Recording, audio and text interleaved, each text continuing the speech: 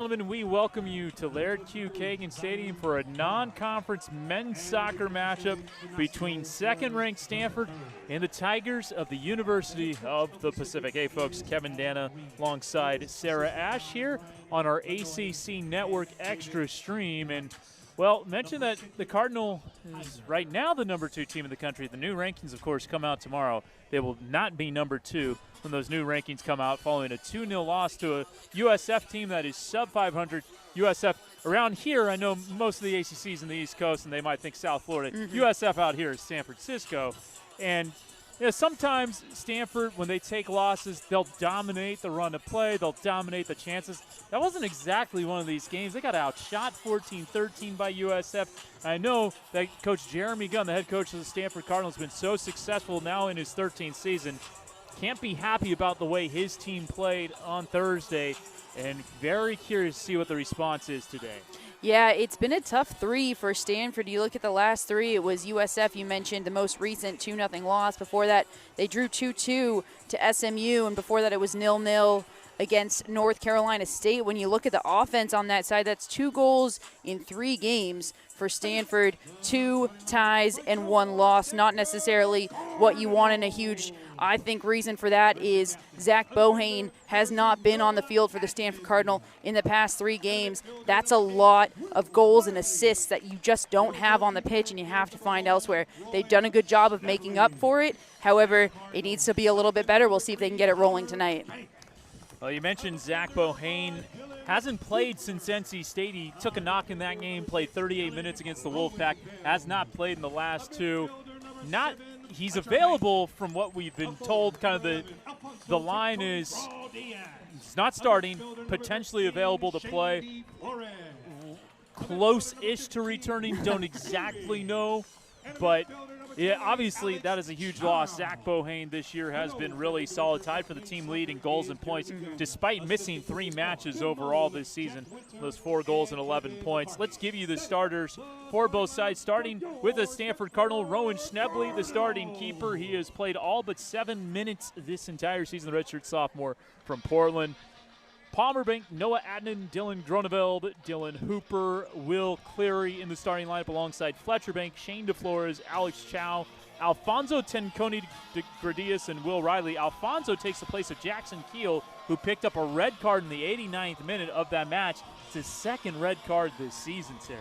Yeah, he'll serve that suspension today. And late in the season, tired bodies, that's not what you want when you already have one of your starters out. Then you get another starter picking up a red card. You got to replace him. So a big moment for Stanford and players off of the bench to really step up. We talked about Zach Bohane, 4 goals, 3 assists. That's going to be missing. Jackson Keel had been doing a really great job along with Shane DeFlores as those 2 forwards to kind of pick up the slack. You look at those 2 goals that they scored against SMU. Keel had a goal and an assist. DeFlores, 2 assists. And now Jackson Keel is out as well.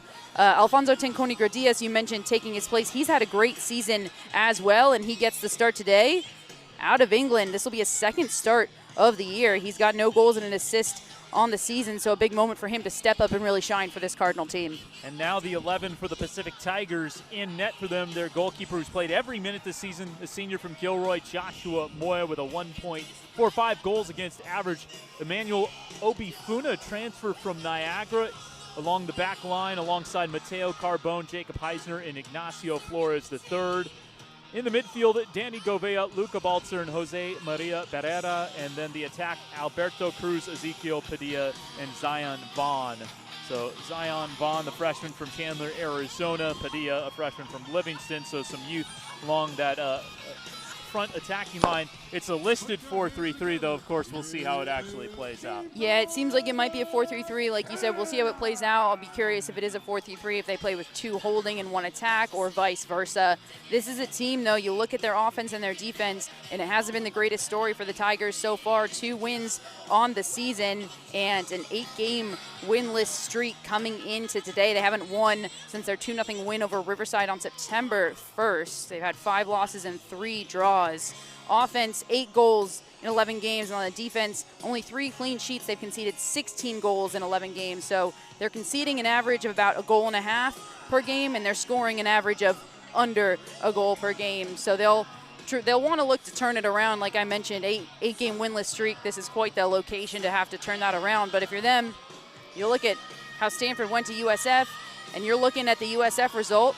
Pacific Tigers played USF this year. They lost 2-0. That's the exact same result as the Stanford Cardinals. So maybe they're coming in here with a little hope. Cardinal, on the other hand, they're coming in here and they're looking for revenge. It'll be interesting to see how this one plays out. Pacific will have the opening touch. The Tigers in white, the Cardinal in black, here on ACC Network Extra. Elijah Gonzalez, our producer extraordinaire. And we are just about ready to rock and roll here from Laird Q. Kagan Stadium. We are underway. Baltzer is going to boom this one deep. Here we go. A high fly ball. Not a baseball game, I promise. Congrats to the Yankees and Dodgers. Do we say congratulations to the Dodgers in this area? Well, I'm not a Giants fan, so it doesn't bother me. But I know most are around here, as this one will roll all the way to Moya. But fair point. You can already feel the energy of the Stanford Cardinal. They want to come out strong. They want to start this game strong. They want to put one away. I'm guessing in the first half of this first half, I wouldn't be surprised if we saw a high press even from Stanford to make sure that they're in full control of this ball. Ball hasn't been settled all that much here in the first minute of this contest. Possession just kind of ping-ponging back and forth. Oh, so momentarily.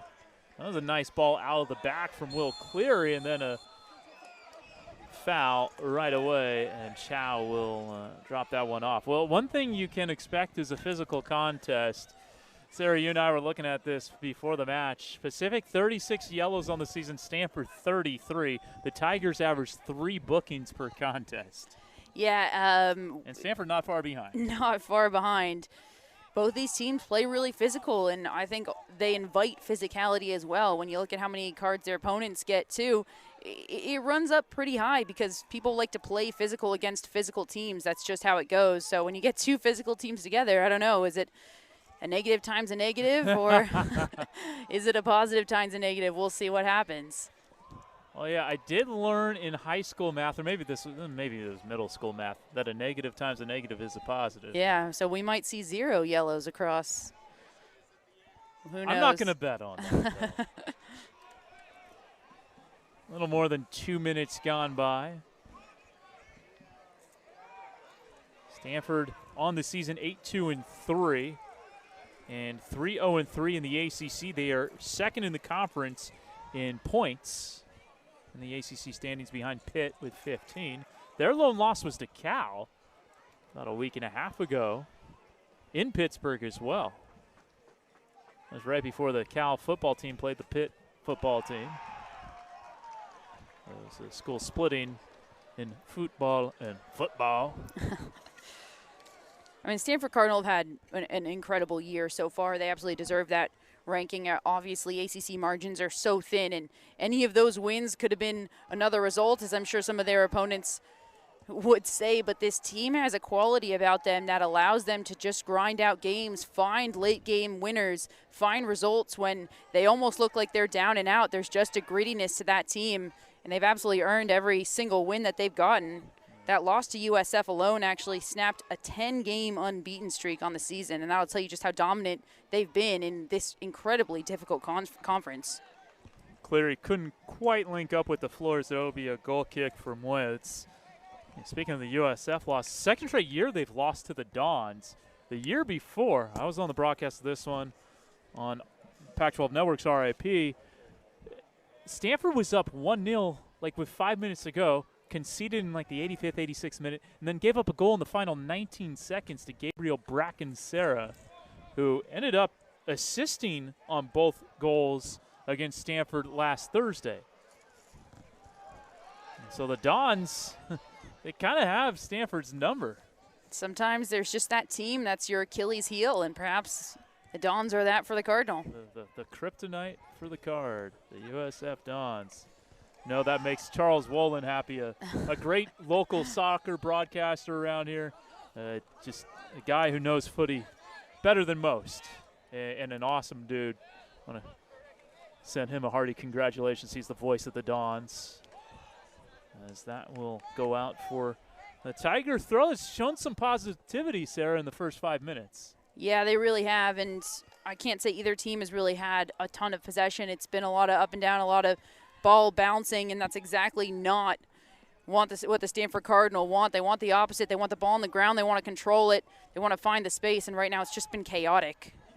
Chaotic is the perfect word to describe the opening of this one. Just the ball seemingly always in the air. Mm-hmm. Yeah, it's the last thing you want. Like I said, if you're the Cardinal, you want control of this game. You want control of the flow of this game. When the ball's always in the air, it's actually going to favor the opposing team because they don't want you to control possession. The more you control possession, the more they run on defense. Who likes to run on defense? Somehow it feels like it takes a little more energy to run on defense than it does on offense. Interestingly, it has looked like Pacific has come out in not really a 4-3-3. It's kind of like a 4-1-3-2, if you will. Luka Baltzar playing in that holding center mid position, really hanging out above that 4 back line. Can almost feel like a 5 back at times when you have that defensive center mid hanging so low. He's almost more connected to the back line than he is to the rest of the midfield.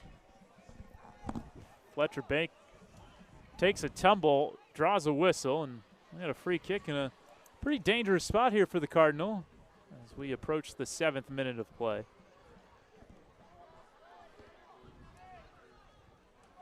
So Will Riley standing over the ball. The Atlanta area native. De Flores in the box alongside ATG, Alfonso Tenconi Gradias. And a couple guys just beyond the box in Palmer Bank. Dylan Groneveld, Will Cleary, Noah Adnan there as well.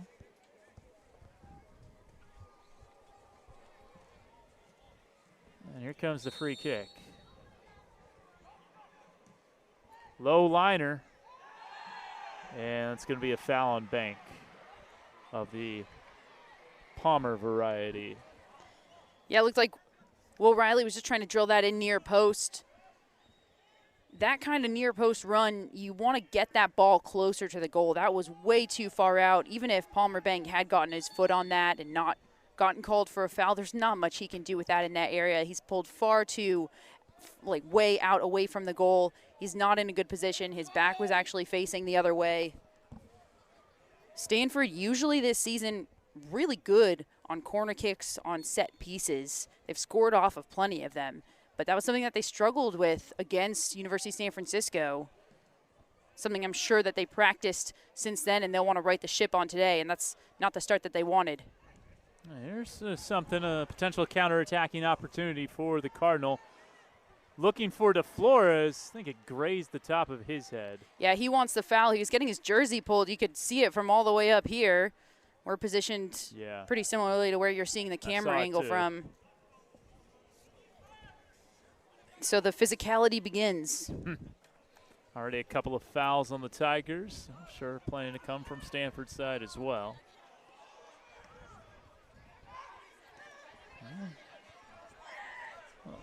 Stanford, again, quickly back on the front foot with Cleary.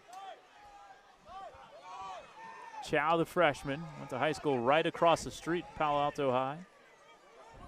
And all the way back through the center backs in Hooper, finding Palmer Bank.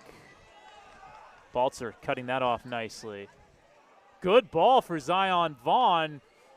Nicely played, great first touch. Vaughn working on two. The freshman from Arizona is going to draw a corner kick here for the Tigers. That was a beautiful step in and then a gorgeous ball.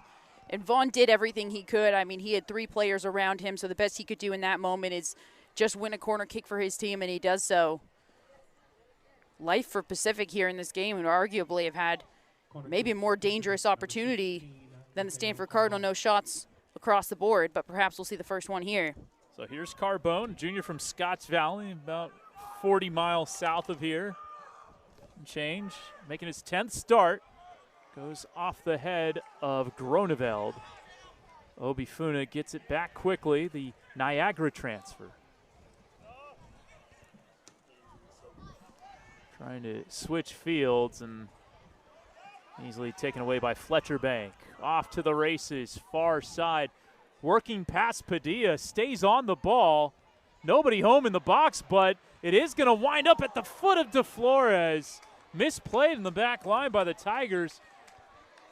Swing and a miss, tried to head it away, and it left to a half chance for Shane. Yeah, I think what happened there, DeFlores clearly called Chow off the ball, who left it for him. You could just feel, I mean, he's number 9. He's a center forward. He's scored plenty of goals already this season, and you could just feel his eyes got really wide open, and he hit that ball with as much force as he possibly could. Just couldn't get enough to redirect it. Those balls, sometimes you can't predict what kind of a hop that they're going to take, and it looked like that just took a little bit more of a skid than he expected. The ball came at him a little faster, and that's why you couldn't get those hips around it in time.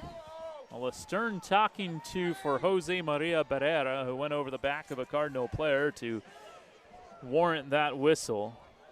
Do not believe a yellow is going to come out of the pocket of Justin St. Pierre, our referee. Michael Gebrselassie, AR1. Alan Martinez Loyola, AR2, Aaron Stein, our alternate. And good for a team, or both teams, who have a lot of yellow cards. The ref to just start the game with some warnings first and foremost, because otherwise we might end up playing a 8v8 by the end of this 90. That would be exciting, 8v8. Sure, very tiring for the players on the pitch. I can say the only time I've seen that is in the video game FIFA. Haven't seen it in real life. You got to an 8v8 in a FIFA game? Intentionally. Okay.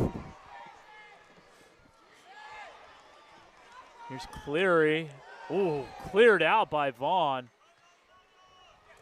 That'll be a throw-in for the Cardinal. Yeah, we're just starting to see that physicality. This is certainly taking on the texture of a match that will be played out in the back alley of a pub.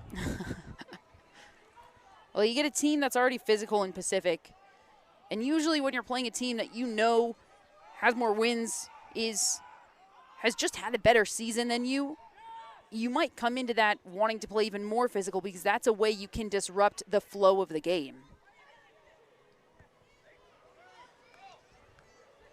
Chow trying to work in tight quarters. Baltzer intercepting, but can only get as far as Groneveld. You can see why Captain Baltzer sits in that number 6 position. He's so good at reading the game. He's already picked up a few passes here from the Cardinal. Bank. No handball. Riley goes to ground and no whistle. Replay on.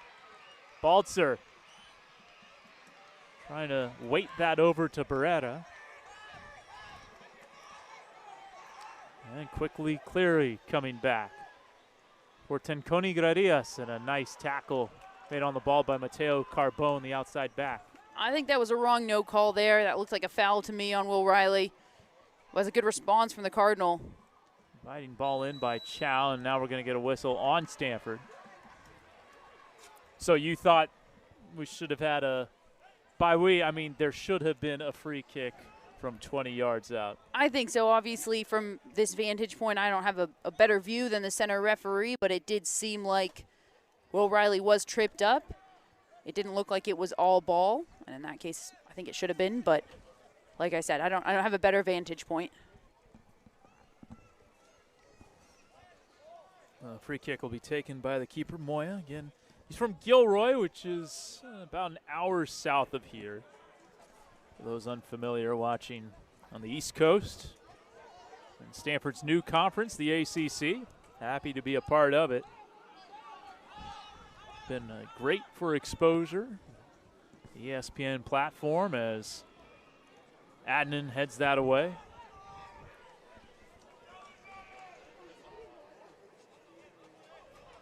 Fletcher Bank making a move.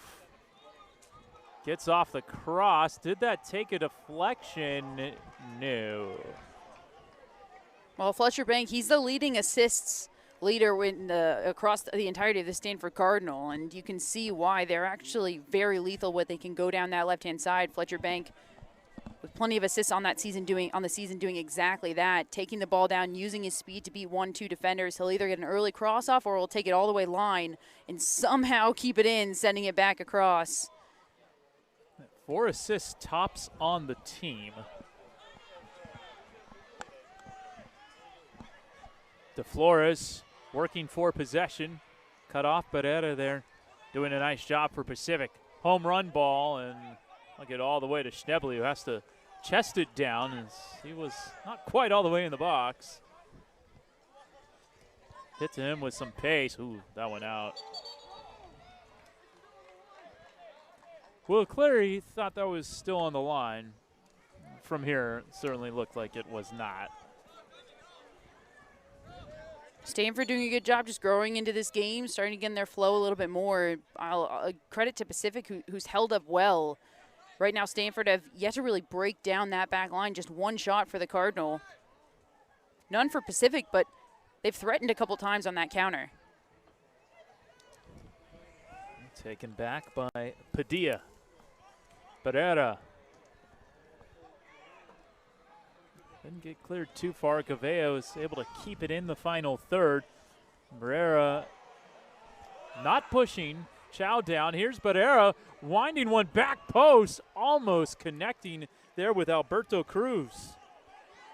That's just great individual work on the side to get that beautiful cross off. Cruz just double teamed, but that's good work there from Pacific. Oh, good ball out to Chow, who plays it down calmly. Chow on his left. Lays it off. Bank and cleared away by Gouveia. Past the quarter-hour mark here in this first half. Stanford's got 2 matches left in the regular season after today, both ACC conference contests against UNC North Carolina on Sunday and against Cal in their home finale, or the regular season finale. Then everyone's off to the ACC tournament in men's soccer. Only 6 of the 17 on the women's side play in the ACC tournament. Drops down the box. Ooh, Pacific didn't exactly handle that cleanly, but they will get a goal kick. The Tigers. So there's no WCC men's soccer tournament. Regular season is it, and Pacific will not be playing in the postseason this year. No, a tough year for them. Mentioned 2 wins on the year, 6 losses, 3 draws in the conference. No wins, 3 losses, 1 draw. They sit in second to last place right now in their conference.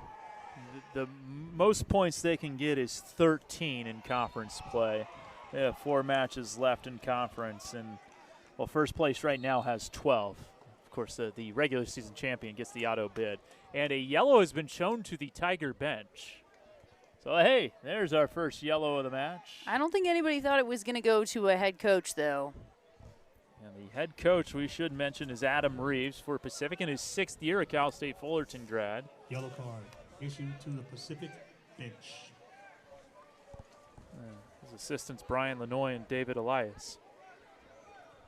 Stanford Jeremy Gunn, the head coach, assisted by Ben Moan, and Jack Winter, and Kevin McCarthy. Pacific, a newer program. They didn't start men's soccer until 2014. In their history, their best finish in their conference alone is actually 2nd. They've yet to win their conference outright. They've got 3 NCAA appearances across the board in their program. Their best finish in the tournament itself is making it to the 2nd round. That's how they finished in all 3 of those NCAA tournament appearances, which happened actually back-to-back-to-back. One of those years they lost to Stanford in the 2nd round in 2017. That was when Ryan Jordan was their head coach. They won 38 matches over a 3-season span, and he left to take the UCLA job. And Adam Reeves came over to Pacific by way of Cal Poly Pomona. So here's the throw-in for Palmer Bank. This could be dangerous. Lofted high. 2nd ball cleared. Gouveia will concede another attacking third throw-in. Palmer Bank will do it again. We've played 20% of this one. Palmer's got that long throw, but long throws are difficult. It's not like a corner kick because it doesn't have the same type of power as it would if somebody kicked it. It's lightly thrown, especially he'll go backwards. Hooper does well to stay on the ball now. Palmer will send it in. Riley working on Vaughn and others. Trying to make the turn, and Jacob Heisner, doing a nice job defensively, so Palmer Bank will have another throw in. Yeah, these long throws, the goal isn't like a corner kick. You're not going to try to throw this into the box and get a head on it and redirect it to goal. There's just not enough force on that ball, so the hope here is to put it in the box. Can somebody trap it at their feet, or can we just cause some chaos? Oh, hit right to Moya off the left foot of Fletcher Bank. Some chaos was caused there. Yeah, that's couldn't have really drawn it up much better. Headed it backwards to Fletcher Bank, who takes that on a one-time. And he got the power on it. Just good positioning there from Moya. So Moya makes his 48th save of the season. He is second in the WCC in total saves, third in save percentage. He has been busy. He played every minute this season. He's one of two Tigers to have gone the full 90 in each match. Yeah, his save percentage pretty impressive, .75. And for the amount of shots he's faced, 47 saves, now 48 on the season. That's a pretty healthy save percentage. Pacific trying to mount an attack. Baltzer looking to send it into the box, and the Tigers go negatively here. Flores got underneath that one.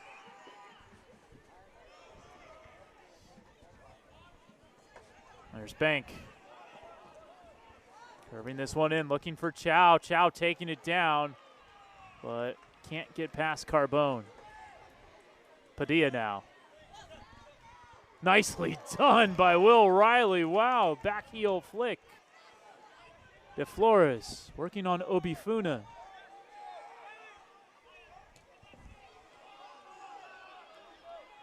Cleary gets to the byline. And Cruz can only clear it as far as Palmer Bank to his twin, Fletcher. Back to Palmer. Into the box, he carries it. Takes a deflection, and there's Moya. That might have gone off the shin of De Flores. That's good work, though, from the Stanford Cardinal, and that whole thing started with Will Riley winning it back. That beautiful back heel to Alex Chow. Will Riley is somebody who, believe it or not, does not have any all-conference accolades, and in my opinion, absolutely should. He's that good. He is the engine of this Stanford Cardinal team. He recently was awarded mid-season top 100 Top Door Soccer. He was on that list along with 4 other. Cross off, cleared out. Yeah, Riley, it is a little bit unjust that he has not received an end-of-year conference accolade in his career. He's the engine of the team. He's a captain along with Noah Adnan. He provides so much to the Stanford Cardinal squad. Cruz dispossessed. He's one of those players that I think you'll notice how much he does if he gets taken off the field. But there's a reason he doesn't get taken off the field. Yeah. And speaking of Will, he was the one who dispossessed Alberto Cruz there. And will Alfonso get there? No.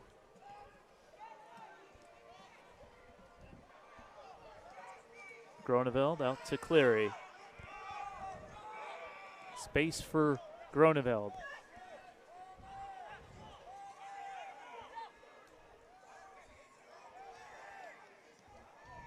Hooper. Past the midpoint of the first half. And this is the first time we've seen Stanford just really comfortable sitting with possession in their own attacking half. This is what I mean by growing into a game. It was really chaotic at first. It took a moment for Stanford to settle down. And then finally, after 20 minutes plus, they're able to build into this, which I think is what they want more of, possession in that attacking third. They just have to pick their moments to go wisely. Throw in here for the Tigers alongside the far touchline. Adnan clearing. So do you think Jeremy Gunn would be more pleased with how this first half is going? In the recent minutes? Yeah. Absolutely. I think at this point you can't look at the scoreboard. It's too early in the game. I think he'll be proud of how his team has grown into it. I don't think he'll like the start because it was chaotic, but I think he'll be proud of how they've been able to settle themselves down and start to find that possession. That'll be a foul on the Tigers, and that's on Baltzer, who might be hurt here. They're going to stop the clock. I'm not sure if he's just exasperated by the whistle or if it was a pretty big collision. A little slow to get up, but thankfully it looks like he's going to be good enough to stay on. Yeah, that's one of those that's just unavoidable. He made the right decision to put his body in front of it, but the right call from the referee, since obviously it was not a 50-50 ball. But that hurts. Yeah. Taking a cleat to the stomach is not easy. No, it is not. Hooper.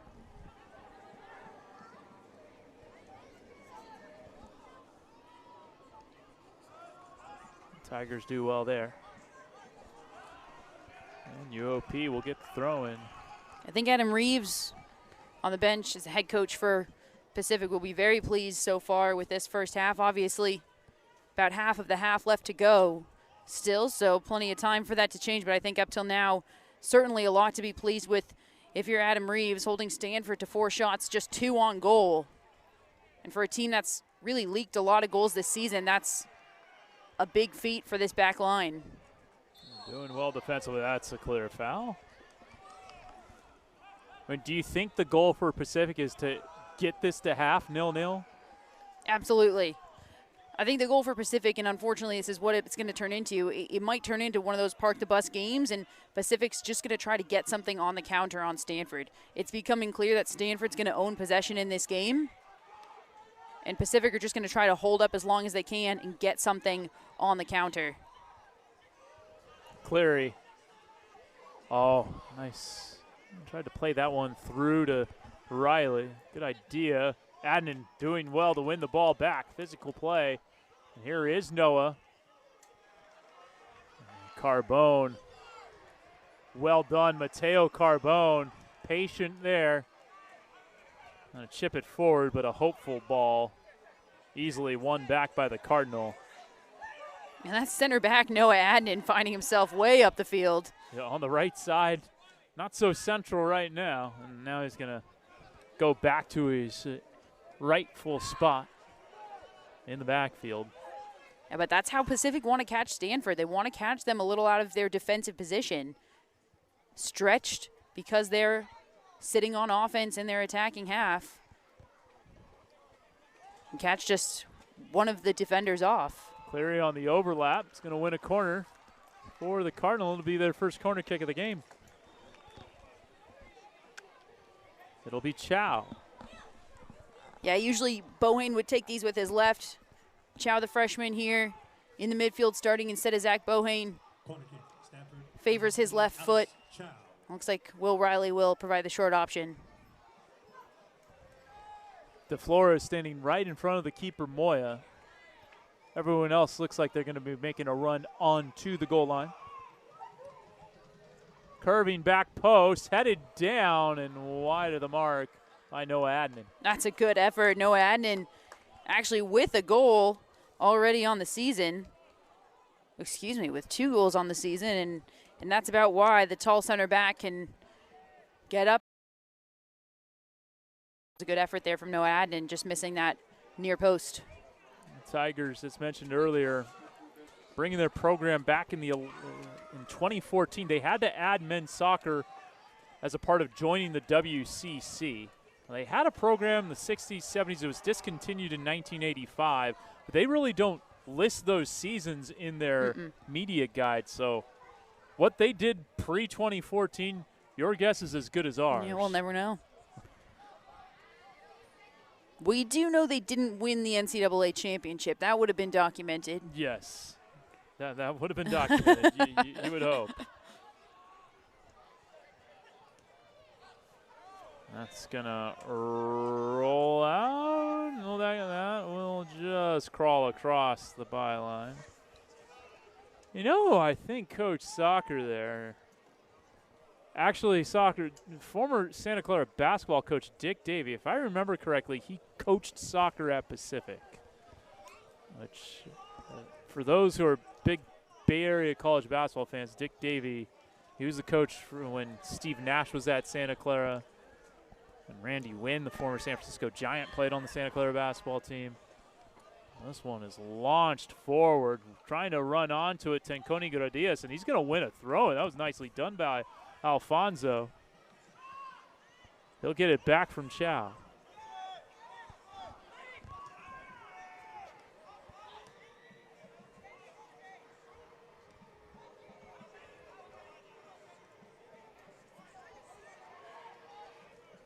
Chipped in, headed by Chow. What a save, Moya! Oh, great ball into the box, provided by Bank on that left side, and Chow, the snap header, really put Moya at full stretch. Well, a freshman has yet to get his first ever collegiate goal. I think we all thought that might have been it. Sometimes when it's been so long and you haven't gotten it, that mental block can grow and grow and grow. Chow seems to be set up to get plenty of shots in this game with how many crosses are coming in from that left side and Fletcher Bank. So maybe enough to get him out of his head. Will Riley will take the corner. Chow the short option. Hand goes down, ball goes up. Cleary, nope. Stanford's certainly been the side asking the questions, and they might not be done with this interrogation. Here's the shot. Is that going to stay in? Yes. DeFlores. Headed out by Balzer, but not all the way out. Chow gets the cross off. DeFlores, I think that was already out. Boy, we could hear Jeremy Gunn shouting from the sidelines over here, and he gives it a round of applause afterwards. I think he likes the pressure that the Cardinal are creating right now. This is the kind of pressure that's going to force a team to try to bend and not break, and eventually, if you can keep this up for 90 minutes, they're going to have to break. Pacific starting to put more and more people behind the ball.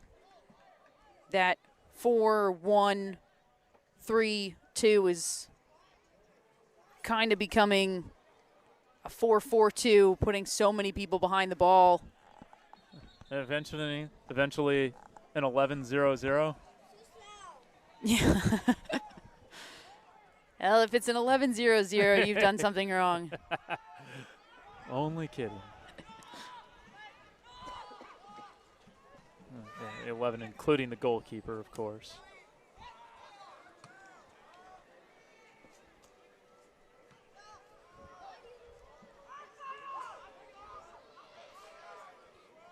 A little bit of a push to the back of Droneville.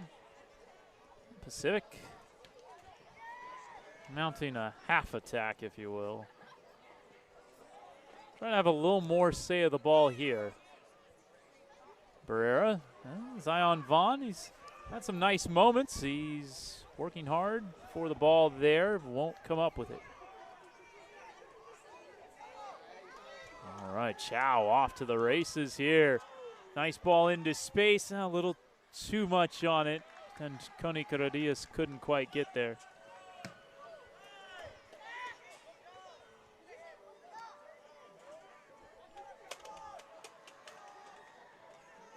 Riley, Entrenched in a battle. Barrera, nice ball. Govea looking forward, but didn't shape that one correctly. Barrera earns the set piece. I'll get a free kick, 40 yards out or so. We'll get our first couple of subs for Stanford. Let's see who's coming in. Looks like it might be Liam Doyle as one of them. Kwabena Kwakwa is another, and Duncan Jarvie. So Chow, Tenconi Gradius, and DeFlores out. Kwakwa has an assist on the season. Duncan Jarvie, a couple of goals. Liam Doyle, 1 assist.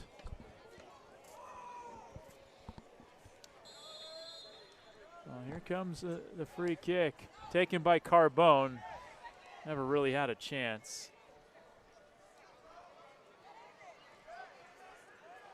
Jarvie out wide. That one will clear the stands on the far side.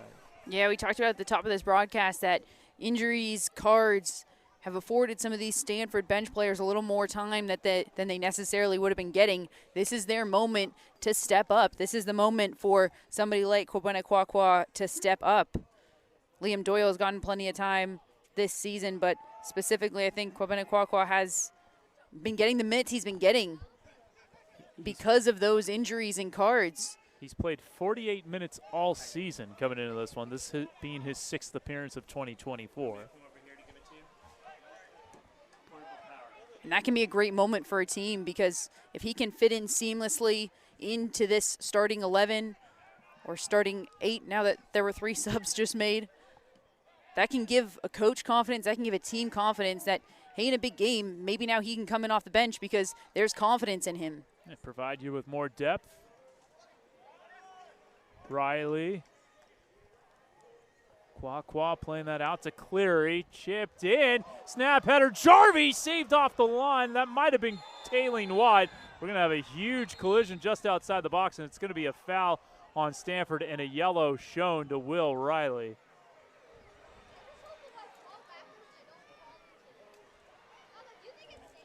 Well, there's a reason Duncan Jarvie has scored 3 times already in this season. There's a reason he's been getting the minutes he's been getting. It's because he can execute. When you can put the ball, in the back of the net, you can't be denied playing time, and he's really played his way into the time he's gotten because he can put that ball in the back of the net, and that's what Jeremy Gunn is hoping for. That's exactly where he wants him to be on this field, on the other side of a header. Duncan Jarvie has proven himself to be very dangerous.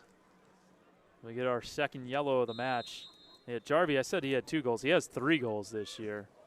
He's only played 150 minutes, so basically not even 2 full matches played worth of minutes. He has 3 goals. And perhaps a bit of a frustration foul there from Duncan. Yeah, and that's the confidence that we were talking about that I think Kwabena Kwakwa is hoping to gain from the team. Duncan Jarvie wasn't somebody who was getting a lot of minutes, but because he's been able to gain that confidence and that trust from the team, from the head coach, he's getting more and more minutes.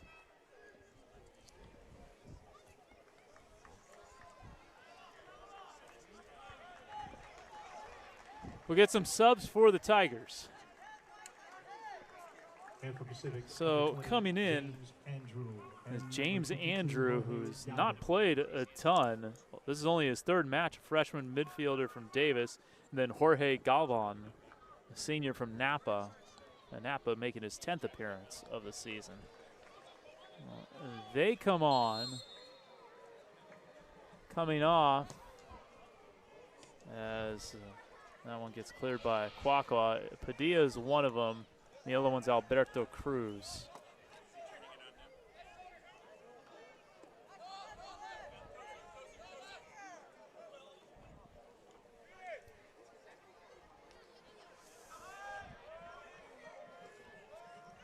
Bank launching that one. Put a big boot behind that as it's at midfield. Coming back to collect is Fletcher Bank.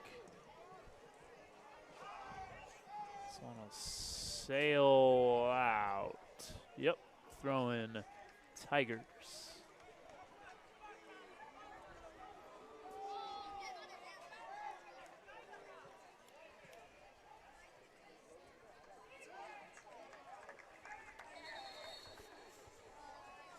And Stanford have had moments where they've been able to settle down into their possession in the attacking half, but I would say in the last 5, Pacific has done a really good job of just disrupting it, and that could be some of the subs coming on for Stanford and then just needing to refine the flow, and it could be something different that Pacific are doing just to force Stanford really off the ball. We've seen them play physical. We've seen them play that to disrupt the flow for the Stanford Cardinal. But looking a little flat on the Stanford Cardinal end, and Pacific, on the other hand, looking like they have energy. So go all the way back to Schnebley, who hasn't had to do any work today. Nice first touch by Kwakwa. Settled it well. Nice diagonal ball. Won't get there, though. Palmer to Fletcher. It's Bank. Nice touch. Crosses off.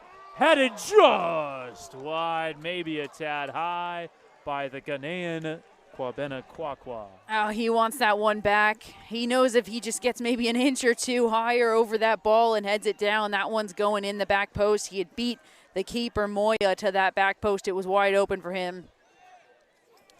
That would have been his first career goal. He's from Accra, Ghana. Went to high school in Concord, Massachusetts at Middlesex School.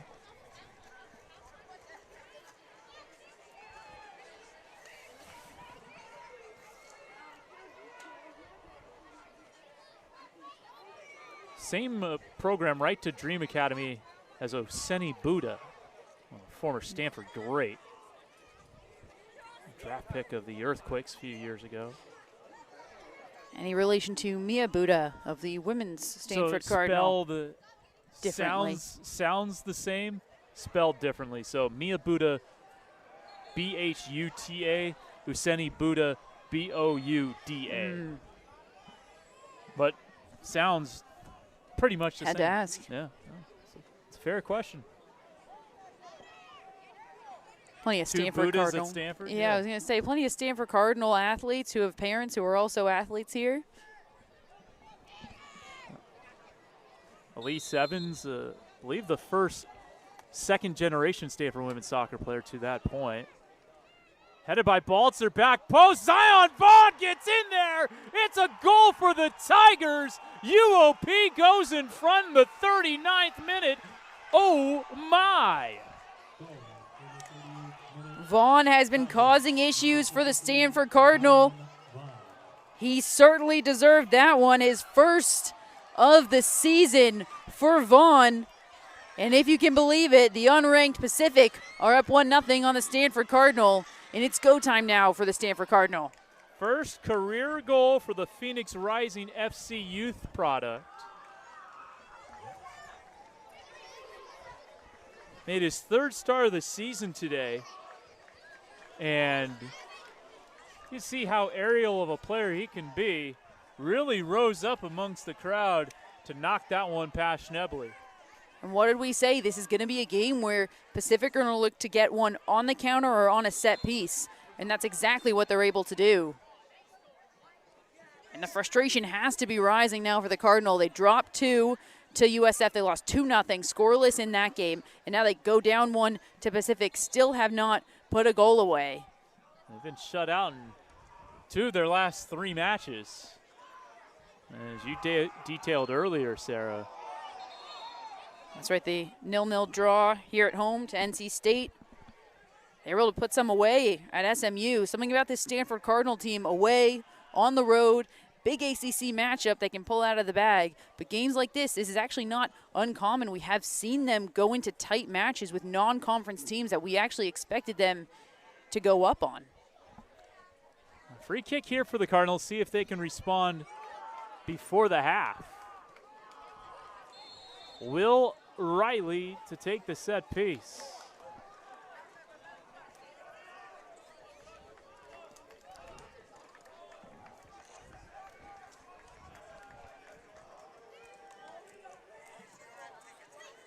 Back post. Oh, bumbling around. And Pacific, a moment of nerves there for the Tigers. Galvan collecting that one out. Nicely done. Remember when I asked you if the goal for Pacific was to get this into half, 0-0? Mm-hmm. I think the goal's changed. I think it has too. I think the goal is now 1-0, and it looks like we're going to see a yellow card potentially for taunting. Yeah, Galvan kind of delayed. Ball kid threw a ball that was intended for a Stanford player to throw in. Oh, not this. And then he just kicked it right back to the ball kid. And now he decides he's – well, I shouldn't say he decides he's hurt, but listen, I've played in my fair share of soccer games. What just happened was he was trying to sell the idea that Kwabena stepped on his foot, and then he went down trying to draw some kind of a card or a foul called against Kwabena, a sympathy, if you will. I didn't know that. I thought that in the jubilation, there was a little bit of taunting that happened, but you're saying that that yellow was because of an incident with the ball boy. I think, I mean, he wasn't trying to hurt the ball boy. It looked more like a delay of game kind of thing to me.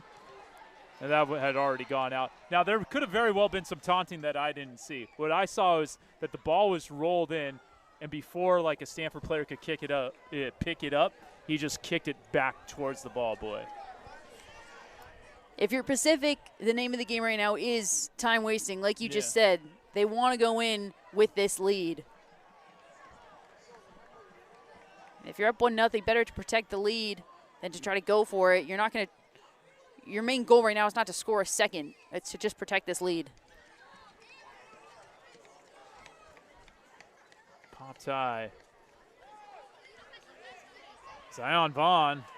Well, he might have other ideas.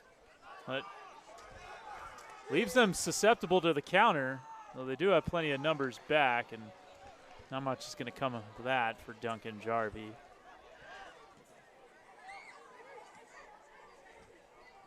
Galvan. And just kick it further down the pitch. Doyle. Nicely done. Jarvie. Well defended by Obifuna.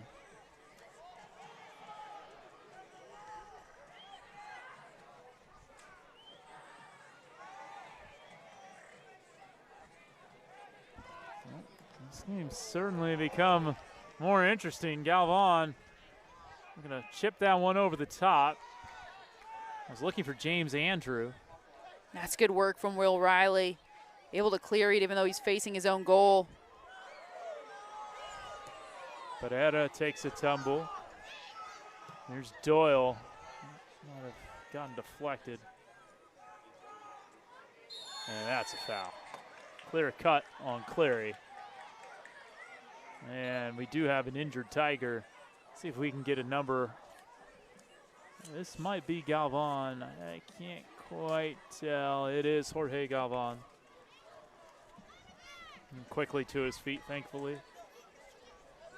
Clock stopped in the 42nd minute. The Tigers are 3:48 away from taking a 1-0 lead into the halftime locker room. Yeah, you could see in that foul just how open that attacking center midfield is for the Stanford Cardinal.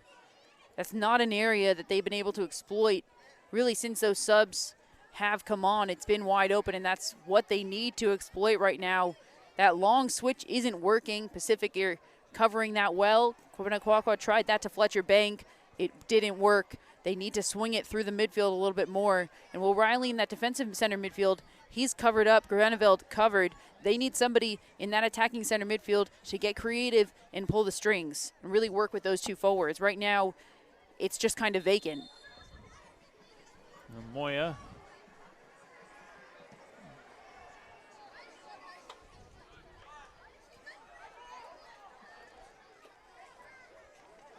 Stanford look to get back on the front foot here. Nice ball to Jarvie. Pushed down by Obifuna. That's a foul. That's great work from Duncan Jarvie. You could see he didn't have the numbers with him, so he held it at his feet. He just tried to wait for the rest of his team to join him, and in doing so, he's able to draw that foul. Stanford left to chase the game a little bit.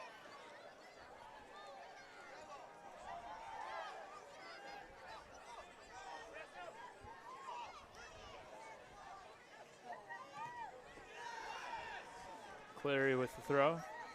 Now you can see right now, Jarvie finally checks into that space. That's a space that's wide open. You're saying they need more of that? Yeah, they need somebody checking into that space, whether it's Jarvie coming back from that forward position or whether it's somebody in the midfield popping up into it. Somebody needs to get into that space. Via Pacific throwing. So get the Tigers closer to halftime, up 1-0. You can feel the frustration mounting for Stanford, and this is a moment where you can either use that frustration to your advantage, which is difficult to do, or it can consume you.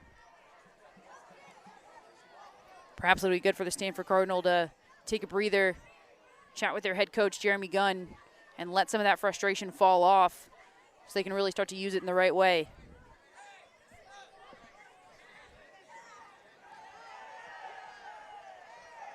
Stanford throwing this time. 2 minutes left here in the first half.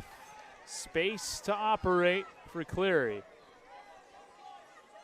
Kwakwa, some of his most extended minutes of his career here, really.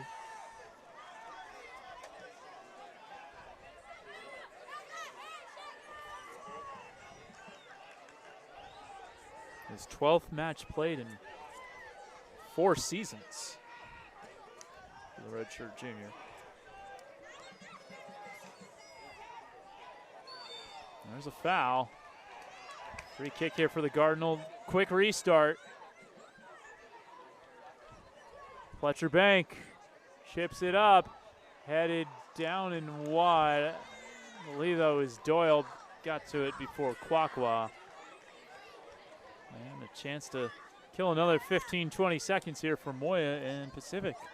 Yeah, good job here. If you're the Stanford Cardinal, what you want to do is make sure this ball does not leave this half for the remainder, or I guess the final 1 minute that you have. You want to put as much pressure as you possibly can on this Pacific team. Make them go into halftime feeling a little bit chaotic, a little uneasy about that 1-0. On the other hand, if you're Pacific, you're feeling good right now. Throw in here for Stanford. They got 34 seconds to try to find an equalizer before the half. Stop the clock. I think we're going to get a talking to again to the Pacific bench. They need to be careful because they've already been penalized today. Yeah, must be a ruckus bunch. Yeah, I'm thinking what it seems like from here is that Adam Reeves is being spoken to about staying in his coaching box. Yeah.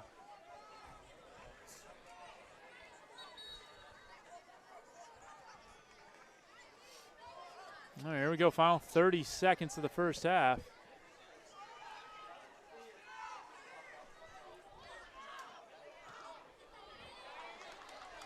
Pretty smartly cleared by Barrera. Final 18 seconds.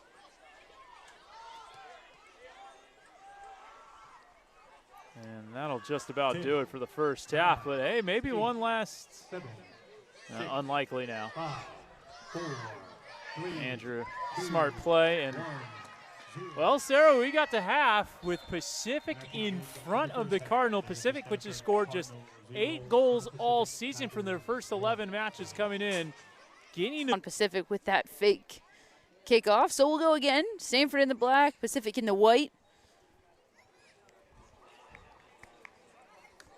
And we will redo it now. Back to Hooper. Hooper will send it long. And a nasty collision actually between 2 Pacific players. Looks like that was Baltzer in the right back, Heisner.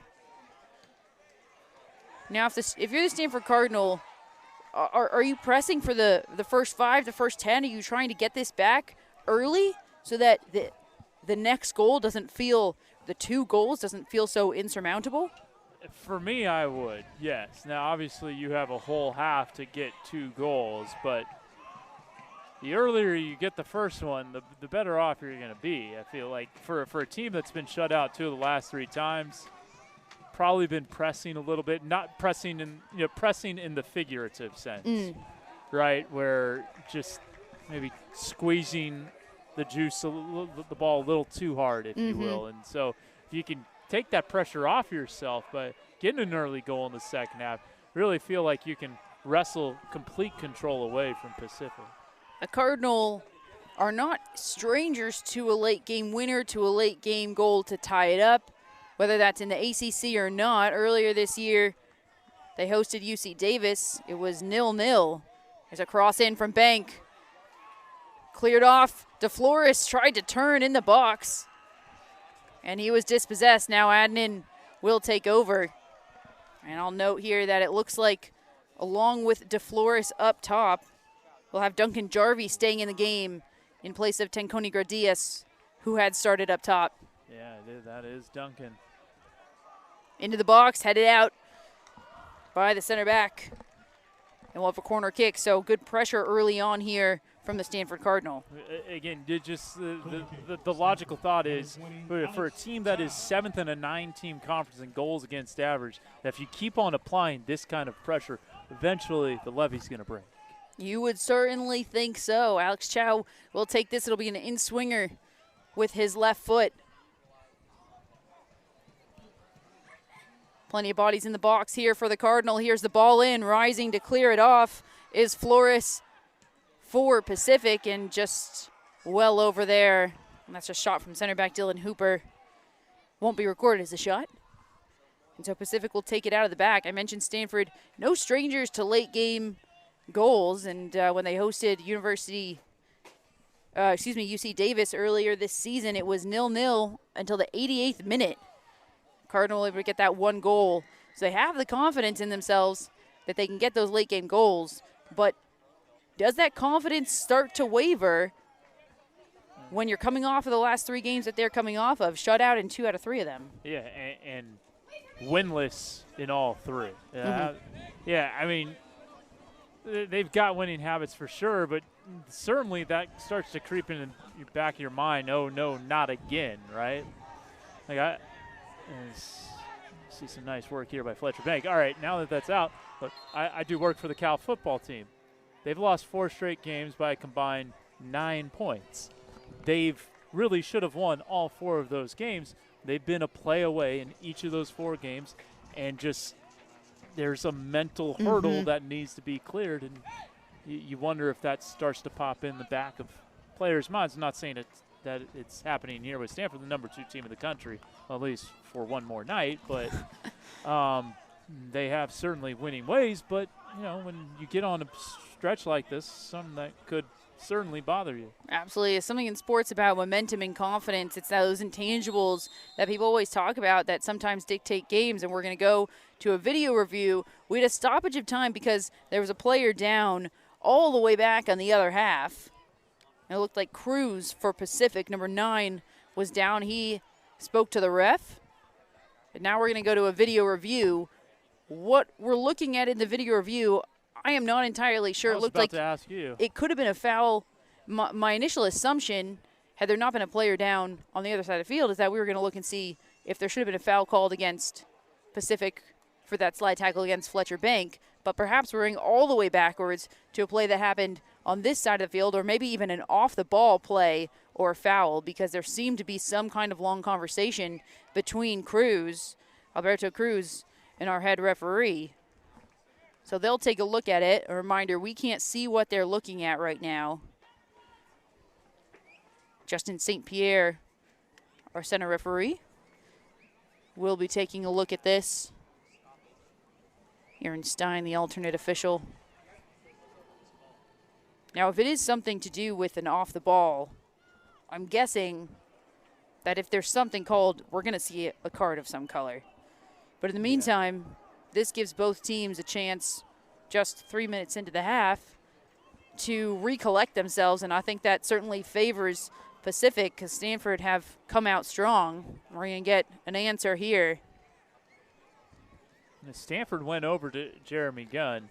Pacific stayed on the pitch. And whatever they were looking at, they didn't find anything. So we will restart from this throw-in once again. Palmer Bank will pick up the ball. You wonder if it was worth looking at in the first place. Yeah, absolutely, you do. So Palmer Bank with the long throw will put it into the box. Rising was Adnan will have, looks like a shove in the back here in the middle, and we will redo it. A slow start to this second half. There's been 3 stoppages in the first 3 minutes and 21 seconds where the ref has had to stop the clock. Not much in the way of match flow. Absolutely not.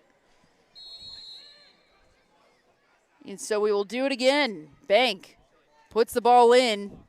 Cleared off awkwardly. It'll fall out for a corner kick. Stanford's second of the half already. That was Heisner who was rising. It looked like he just really couldn't tell where that ball was going. He just put his body on it. Yeah, he'd like that one back.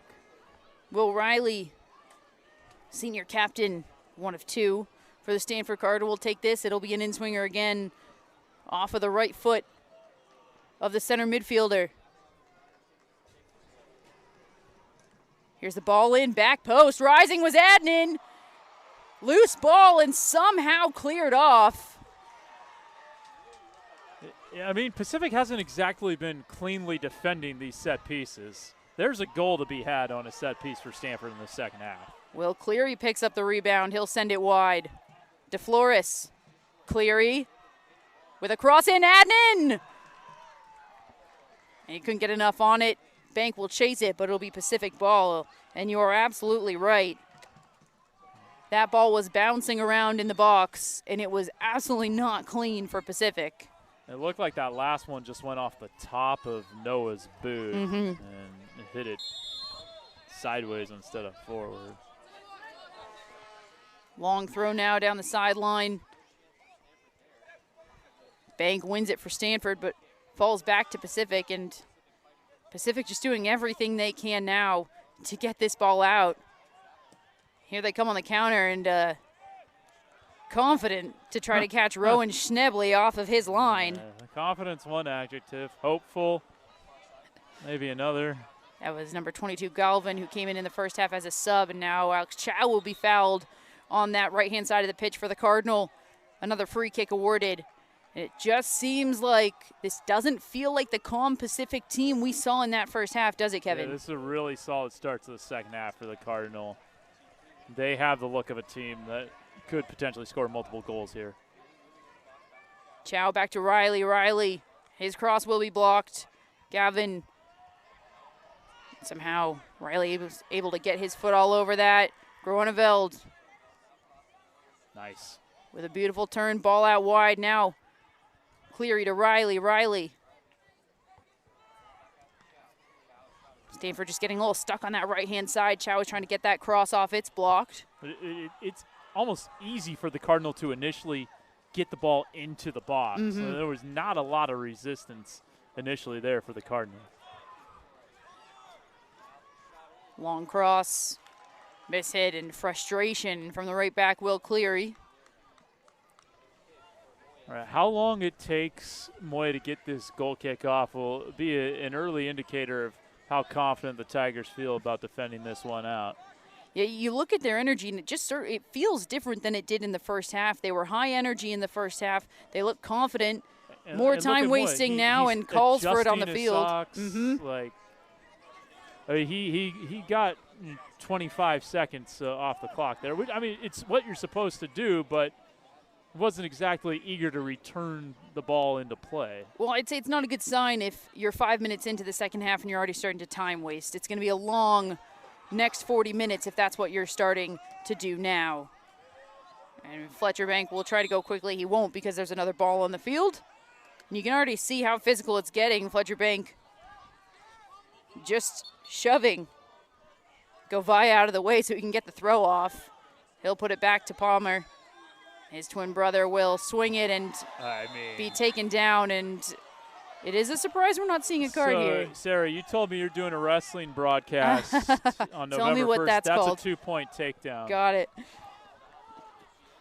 What's the word for that? You can say that's 2 for Cruz. 2 points. Then you try to turn him, get him on his back, get back points, and then try to pin him from there. This is what we're talking about when we say physicality is one way to slow down momentum. But it can certainly come with calls and fouls, and Stanford looking like the confident team now. It's a good ball into the middle, and DeFlores shoved off the ball. Not the first time we've seen that center forward and Shane DeFlores take a little shove to the back. DeFlores so dangerous when he's on the ball, and that ball is at his feet. Chow keeps it in. Jarvie with just too many men on him, and now Pacific will take a moment to try to settle it in. This is a high press from the Cardinal. Just so much pressure coming from this Stanford Cardinal team. Pacific win the throw, and they're absolutely pumped about it. There's the energy we were looking for from the first half. So the high press absolutely working for the Cardinal, but it's not something you can keep up for the full 45. It's something you can do for the first 5, 10, maybe 15. This is a really fit Stanford Cardinal team, so maybe 15, but you can't keep it up for that long. Right now for Pacific, the name of the game is just wait out that high press. Well, they've gotten the job done for the first 8.5 minutes of the second half. You see how open this field is for the Cardinal. Here come the Stanford Cardinal. Chow taking his space, so lethal when he's got the ball at his feet. He'll lay it off Riley. A couple of defenders surrounding him. He tries to thread the needle to Chow, and it'll fall. Long shot from center midfielder Dylan Groneveld, and it'll go over. So Moya once again will take his time to take this goal kick. They had Cleary running far touchline. Thought there might have been an option or an opportunity to get it out to him and then send it back in. That right option has been pretty open for Stanford in this half so far. Long ball. Palmer Bank wins it. Jarvie flicks it on to Flores. Can't get his foot on it, and now Cleary will chase along with Galvin. Under pressure are the Cardinal, and somehow able to get out of it. What a turn there from Alex Chow. Chow finds Riley wide, and now here come the Cardinal. DeFlores just couldn't get something on it, but he's able to get enough to win a corner kick. Another one for the Cardinal, the third now of the half. Yeah, they had one corner kick the entire first half. Already 3 here. Corner kick, Stanford, number 20, Alex Chow. So it'll be another in-swinger from the lefty freshman Alex Chow. Should say 2 corners in the first half. 3 in the second. This is their 5th of the match. 13 shots, 4 on goal for the Cardinal. 2 shots, 2 on goal for Pacific. 1 in the first half that resulted in a goal, and 1 in the second half where Galvin tried to chip Schnebley. It'll be short. Riley keeps it. Back in the box to Flores. Back post. And it will continue to fall out from this angle. It looked like it was headed towards the goal. It turned out to be not super close. Just kind of grazed his head as it turned out. But yeah, again, another opportunity with a Cardinal player in or around the 6-yard box who has a pretty clean look on the net. 5 corners and plenty of set pieces and 0 goals from a Stanford Cardinal team that are usually able to capitalize on those. But they'll win the throw here. About 11 minutes in, and it's been all Stanford in this half.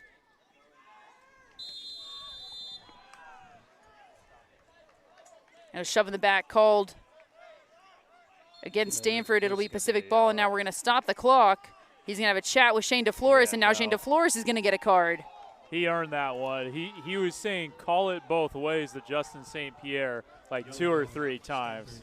You can see that one brewing. And I was going to say about a minute or two ago, I'm guaranteeing at least 3 yellow cards in the second half.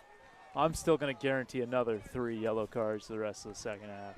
I think you're right. You could see the frustration there brewing for Shane DeFlores because he's been shoved in the back plenty of times.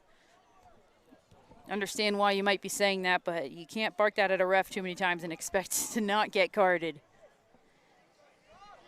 Moya setting up like he's going to kick a field goal in the NFL. And he'll send it forward. You look at where Pacific are right now on the field, and they're completely condensed. They look like they're defending a free kick, not taking it, but it falls well to them. Galvin, he'll put it wide. Cruz, forced backwards. Stanford Cardinals swarming in that high press, and they'll win it back.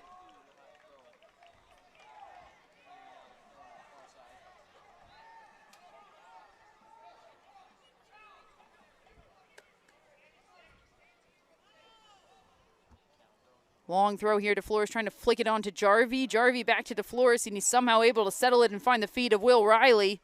And that's good work there from the Cardinal. Bank just can't get there in time, and that's good defensive work there from the right back, Heisner, for Pacific.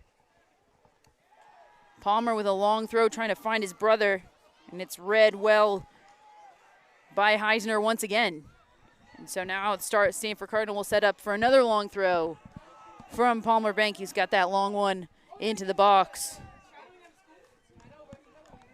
Here's the throw near post. Rising was Adden once again. Adden and Graneveld both rising together, and Adden's been able to get himself on the receiving end of a few crosses, a few long throws, and now we'll have, looks like that's Heisner, right back, who's down for Pacific.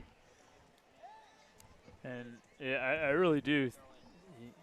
I think he got pushed in the back. And in college soccer, you can't time waste by taking an injury because the clock gets stopped. Yep. And so, like, if a guy goes down, he's not faking it. No.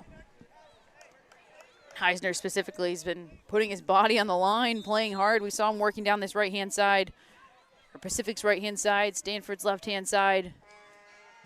Plenty of crunching tackles coming from him. He's got his work cut out for him with Fletcher Bank, the assist leader for the Stanford Cardinal, running down his side, and now he'll take the throw for Pacific. You just see how condensed this is, how many players are in a tiny space. Yeah. Very tight space along this near touchline. There's like 5 or 6 players. Pacific just unable to really spread out on offense because they've spent so much time on defense in this half. And Chow finding himself some space and a ball into the box.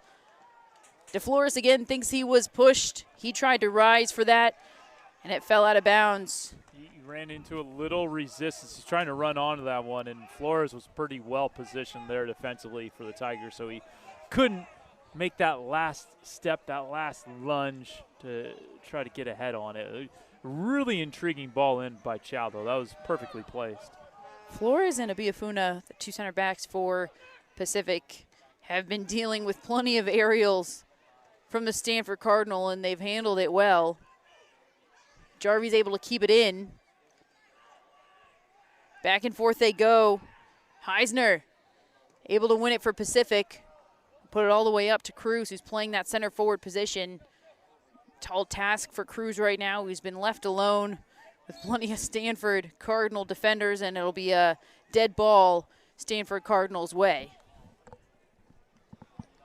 Plenty of stopping and starting in this half.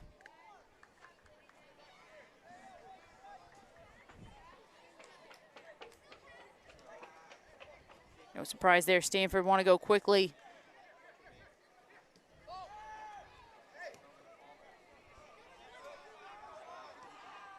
Tension certainly rising on the field. If we thought it was physical in the first half, it's at least doubled. And now Alex Chow working on that right-hand side, trying to split 2 defenders. That's a good job from Carbone there on that left-hand side. Pacific, though, having trouble keeping it when they win it. Right now, just falling right back to the Stanford Cardinal, and that's what happens when you're working on defense the whole time. I mentioned number 9, Cruz for Pacific, has his job cut out for him. That'll be a foul in the middle advantage called. Here comes Alex Chow. Dishes it off. Jarvie near post, and Moya was right there. Jarvie trying to get to the keeper. He's held, his jersey's pulled, and Stanford's frustration is starting to mount. You can see whether it's on the ball, whether it's off the ball. Pacific are just getting under their skin. They're pulling at their jerseys just enough to disrupt, and the frustration really starting to mount now for the Cardinal. They might jog over and see their head coach, Jeremy Gunn. Yeah, they're feeling like they should have a goal or 3 by now. Though they've had plenty of shots, and they've had a couple of good opportunities. There hasn't been one where I'm like, that's an absolute sitter that they missed. So, and you can just see Pacific's exhausted right now. Like, this is not a time-wasting thing. The clock is stopped. This is genuine either injury or exhaust. You mentioned it earlier, Sarah. It takes more out of you to run while defending than attacking, and they've had to run a lot while defending here in the second half, and well, a lot in the first half also. Absolutely, and only a couple subs used. And our center referee still has a yellow card in his hand. He hasn't put it back in his pocket, so it'll be interesting to see who this goes to. My guess is that it'll actually go to our injured player who's down, Maria Barrera. Yep. Once he gets up. And there it is. And that goes back to the advantage that was played.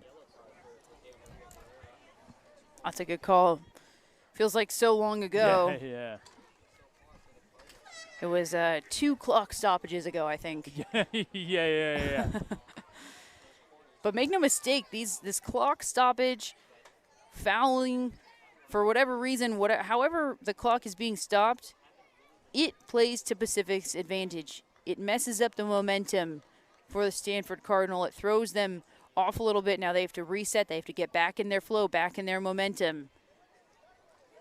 So while it isn't time wasting, it is beneficial for them. Now, I'm not sitting here and saying that's why they're fouling, that's why they're going down. It's just of note that a game that is stopping and starting this much is actually going to benefit Pacific more than it's going to benefit the Stanford Cardinal.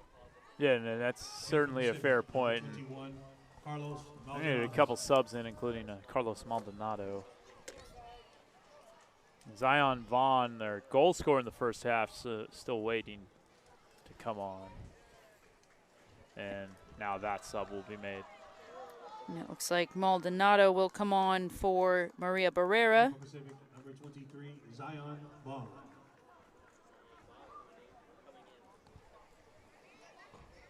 Zion Vaughn coming in for number 9, Cruz, who's been playing in that center forward position. And that's a big role right now for Pacific because of what we're talking about, how they just can't keep possession. And that'll be really on the center forward to be able to hold on to that ball, allow the rest of his players to come up and join the attack with him. Or perhaps if you're Vaughn, it's just to head it on to yourself and keep going. We've seen him be pretty good when it comes to that. As the ball falls to Vaughn, he's dispossessed by Riley. Now Riley dispossessed by Vaughn in turn. Govaya goes wide. Andrew, just a little too much on it for Govaya, and it'll be Stanford Cardinal goal kick. That's about as much possession as we've seen Pacific have in this second half. It's probably about as long of a stretch you're going to see all half for Pacific. More instances like that. Because right now they have exactly 11 people behind the ball. Veroneveld will go back. Adnan looking to switch it to his fellow center back, Dylan Hooper, who's going to go all the way to Fletcher Bank. Not the best ball from Hooper. And Heisner at that right back position for Pacific is having a great game against Fletcher Bank, who is very difficult to shut down. There was the one header that he kind of mishit and led to a corner kick. Outside of that, he's been pretty nails back there. It's a beautiful turn from DeFlores. Now he'll get it back from Fletcher Bank. DeFlores trying to get that shot off. Guess who? Boltzer, captain, who we haven't seen a lot this half, but we saw quite a bit in that first half. Yeah, he destroyed a lot of plays just like that in the first half. Sits in that defensive center mid role right above those 4 defenders and just reads the game beautifully. And that'll be a clear foul on Will Riley, and he'll try to go quickly now. You can feel the urgency still from the Stanford Cardinal as we approach 20 minutes elapsed in this half. We talk about confidence for the Cardinal. It doesn't seem like they've lost any. Well, this is not a team that is playing without hope. Certainly a lot of conviction here for the Cardinal. At some point that's got to turn into results. Absolutely, perhaps even a point to prove. Chow on the wing gets a cross off, headed on, just over the crossbar. That's a beautiful effort, a gorgeous ball in, and that was Dylan Groeneveld who headed that just over. He got his whole body behind that one, sold out to try to snap that past Moya. Just a little high, but a great effort from Groeneveld. Those are the types of chances that Stanford have been getting and just not quite able to convert. It's not a matter of getting dangerous opportunities, it's just a conversion ratio. We have a substitute here for Pacific.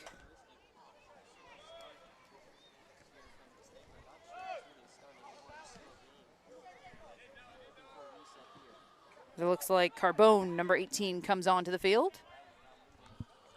Number 22. That right side. You mentioned it's been open this whole game. They're starting to shut it down a little bit more. Alex Chow not quite as open.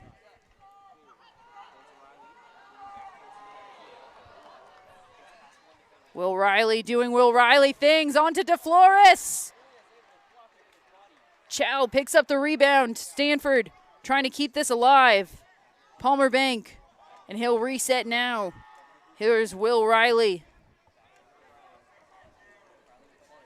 Riley to Chow. Chow to Cleary. Cleary just trying to get enough space for that cross off. He does.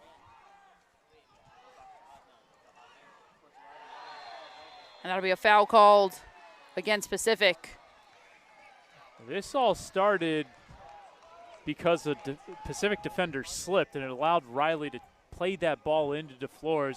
And since then, Stanford's really been on the front foot the last 30-plus seconds.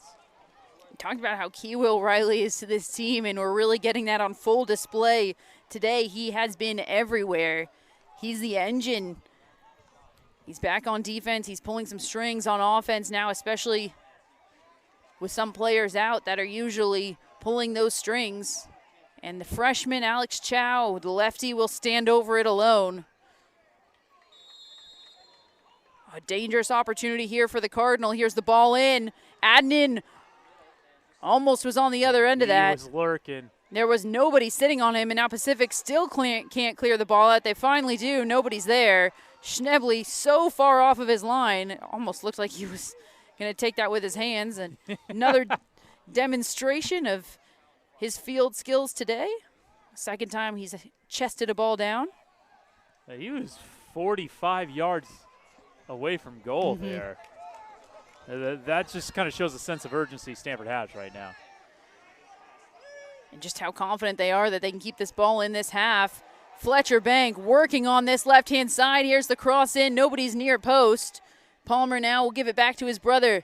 Fletcher again. Here's the cross. DeFlores challenged. It'll be a foul against him as he absolutely went into the body. He's got to be careful. He's got a yellow. And that's the exact right call that that's a foul on Shane DeFlores. But he cannot complain too much because of that yellow card that he already has. And it would behoove him to keep a cooler head. They can ill afford to go down a man being down a goal. Absolutely. And especially being down Shane DeFlores. Absolutely. I mean, we talk about where is the goal going to come from. Shane DeFlores has been so big for the Stanford Cardinal, and especially with Bohane out. I mean, Shane DeFlores on the year so far, tied with Bohane, 4 goals, 3 assists, tied as the points leader and the goal-scoring leader. So far this year, he's scored in 3 straight games for 3 of those goals. That foul itself, I wouldn't have said was yellow card worthy. but No. it's certainly on the line where if you're on a yellow, you have to be careful, like you just said. Yeah. And I was more saying be careful about complaining about the call Mm-hmm. because he already got a yellow for complaining about a call. Like, yeah, I didn't think the foul was a yellow. I was like, Shane, you made your point. Yep. Get on back there. Yeah.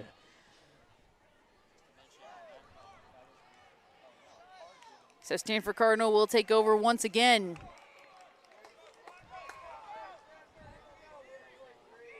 Just about 43 minutes, Yellow card, Pacific. excuse me, 23 minutes remaining. Halfway through this half. It's been all Stanford Cardinal in this half. Fletcher Bank once again double team down this left-hand side. And Eisner is able to chip that out of bounds. Palmer will go quickly back.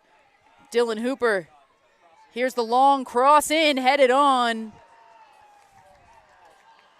And that was Will Cleary, who can't believe that he couldn't get over it. And the statistic that we don't have, that I would like to have, is how many crosses into the box that have been met with a head of a Stanford Cardinal have gone over. I'm going to say at least 4 in this game so far.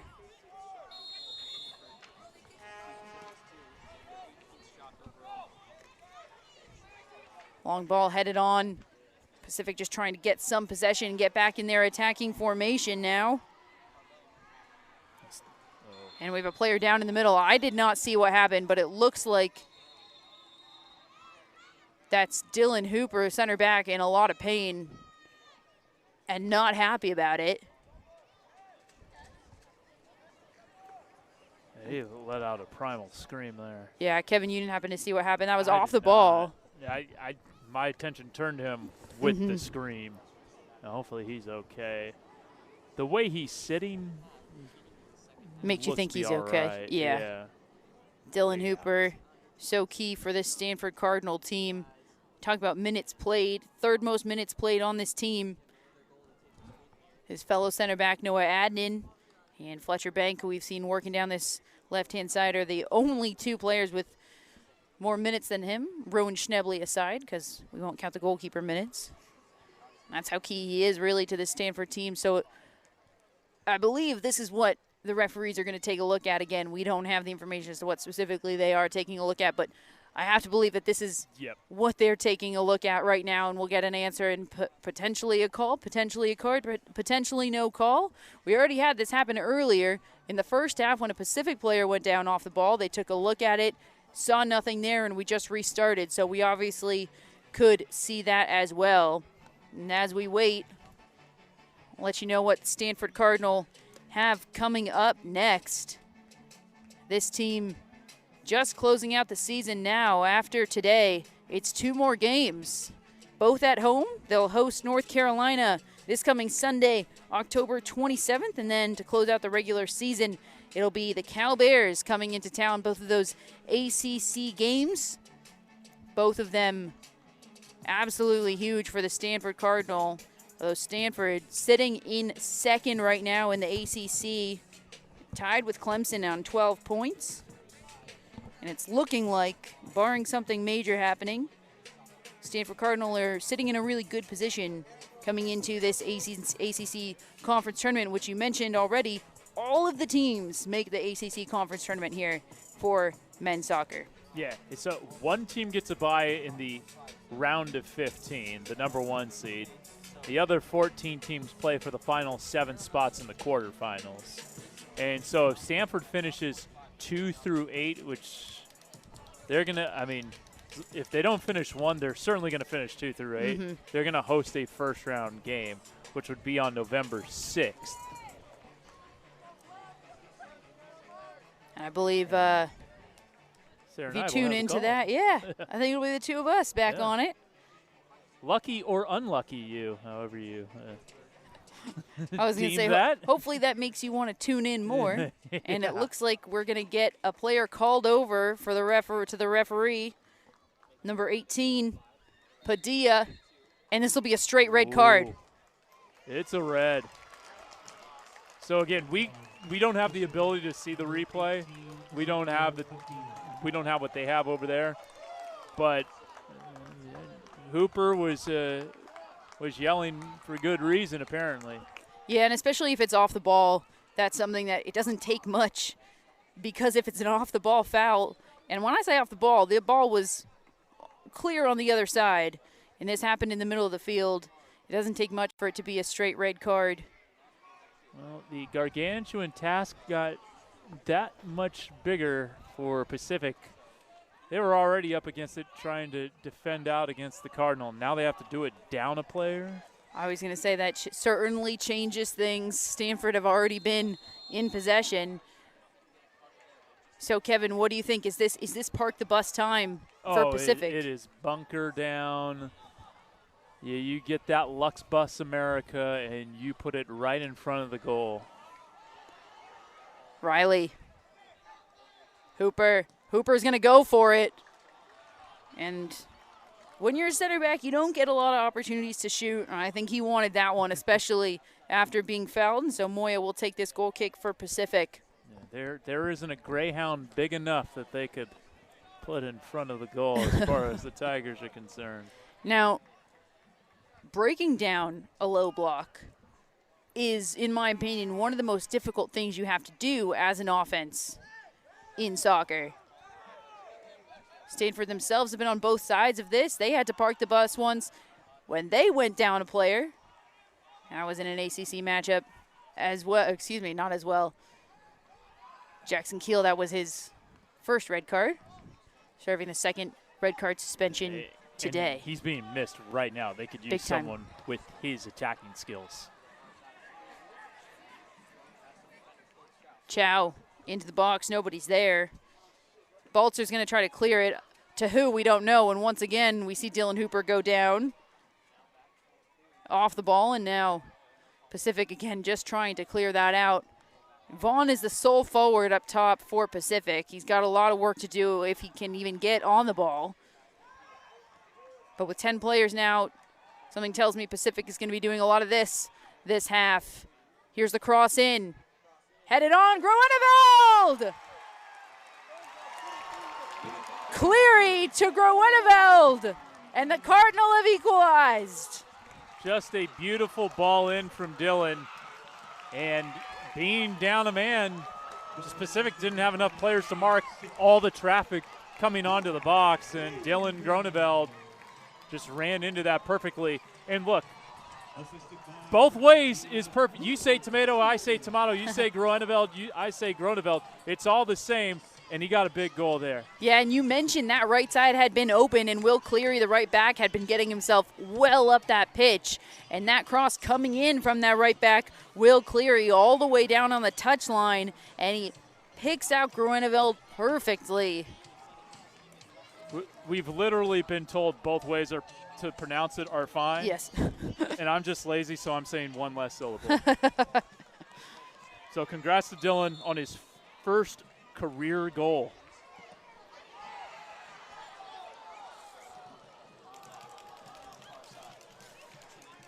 That is a huge moment for the sophomore to be getting his first career goal.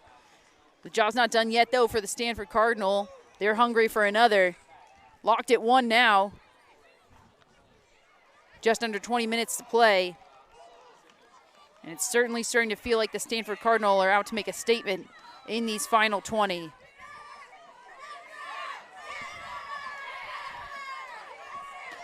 As you can possibly hear the screams from the youth players that were playing on the field during halftime. From a Cardinal perspective, the job is only half done. They need 2 goals. Like, you're not going to be happy walking out of this match with a draw. Absolutely not. And while it doesn't count towards ACC play, that not called, as it looked like Jarvie was getting dragged down in the box. Yeah, that was close. I think if he had been pulled down maybe 2 inches further, that might have been called. Fletcher Bank now on the wing. Gets that cross off near post. Jarvie tried to get his head on it. Bank brothers now on the wing. Palmer to Fletcher. Fletcher again near post to Jarvie. Nothing there. Chow will scoop it up. Flores is hurting. Number 27 in white. Ignacio Someone's grabbing back there. Yeah. You mentioned just how much running this Pacific team had been doing, and now down a player, it's even more. Yeah. Do not envy the position the Tigers in. The credit to them for keeping the Cardinal goalless for more than an hour in this one, but there is a chance that the floodgates open with Pacific being down a player, and now one of your starting defenders is dealing with cramps. And I'm sure he's not the only one that's feeling the effects of fatigue. Absolutely not. Number 17, Massimo Irfani. And Massimo Irfani will enter the game for his first time tonight. Made an appearance in every single game so far for Pacific, and he'll come in again now, and he'll take off Andrew, number 20, who's played plenty of minutes already. Fresh legs are what they need right now. Chow getting the cross off. He had Fletcher bank back post, but he just couldn't get his hips all the way around it.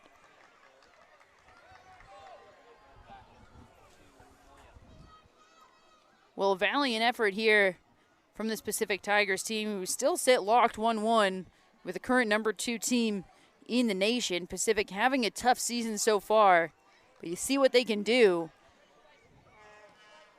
And perhaps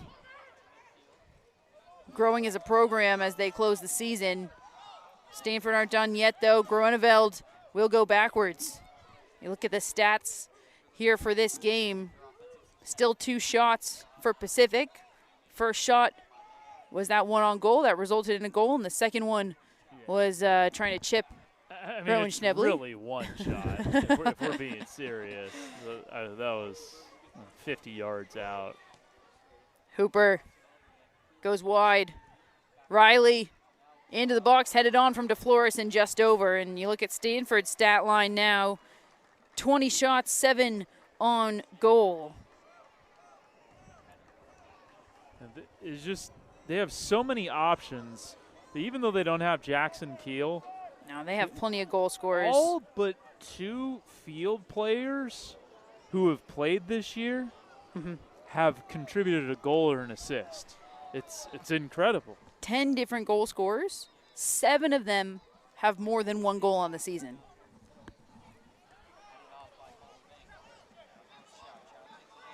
Is that 10 including Dylan? Now it's 11. Oh, there you go.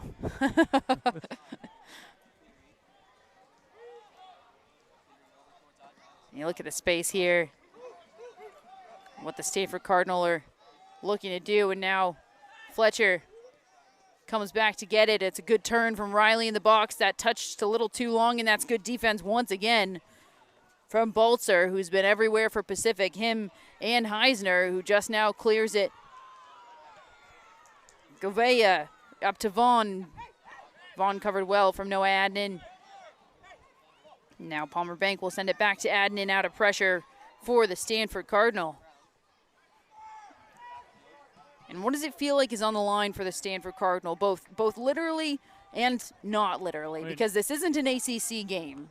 Literally, your seeding's going to get hurt big time if you lose 2 straight to WCC opponents.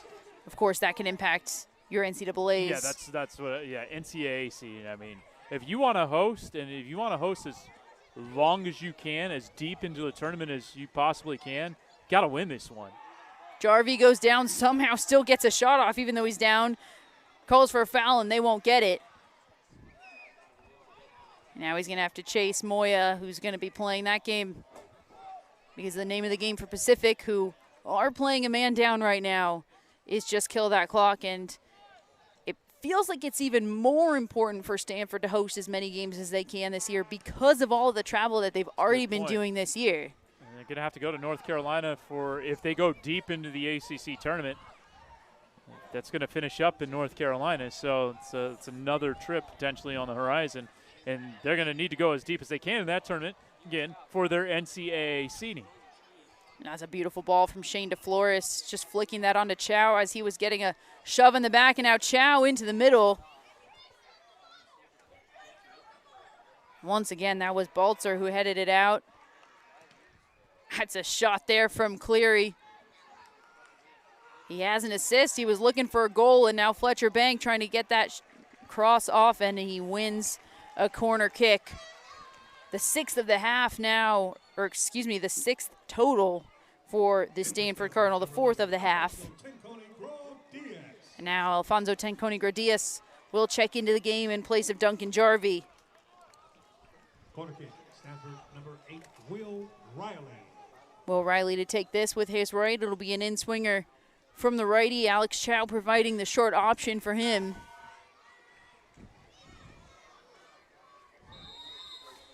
Tenconi-Gradius, tall number 11, will be a target along with Noah Adnan. It goes short. Chow back to Riley. Riley, back post. And not quite the ball he wanted to float in there. That's good work from Palmer Bank, the left back who finds himself on the right side. And now Noah Adnan is taken down. There's nothing called. Yelps from the Stanford bench. Noah Adnan put his body on the line there to try to get that goal. And good news for Stanford Cardinal fans, he's up and jogging back. Yeah, I think that was a good no penalty. I would agree. 50-50 ball. 50-50 ball. The contact came after. Yeah. After the volley. Yeah. And I'm fine with that if you're Stanford. DeFleur is trying to turn. The ball just gets away from him a little bit. Stanford once again, though, able to settle it down amid their back line. Trying to send it forward for Alex Chow, who just lost his footing, and the ball from Cleary was just a little out, and now Chow might be calling for some athletic training help or a sub. He has a conversation with Jeremy Gunn. We might be seeing Alex Chow come out of the game in a moment, but for now, Dylan Hooper on the ball. Tenconi-Gradius with more time than he probably thought he had. Here's Fletcher Bank, space starting to open up. Bank into the middle. Riley takes his touch. It is just a wall of white jerseys inside that 18. That ball did not even reach Moya in goal, as it looks like Baltzer basically laid down on the ground in front of his keeper. Was that a wall or a bus? Bank wins another corner kick for the Stanford Cardinal. I said that the low block is the hardest thing to break down in soccer, and this is why. It forces you to shoot from the outside or get those crosses in, because there is just no space and time to try to get a shot off. That space is so condensed inside the box. Riley over the ball again. Chow with the short option.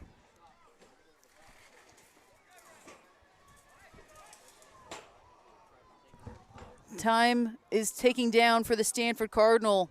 Just about a minute. 11 minutes left to play. A cross in from Riley. Here's Chow on the rebound. Back post.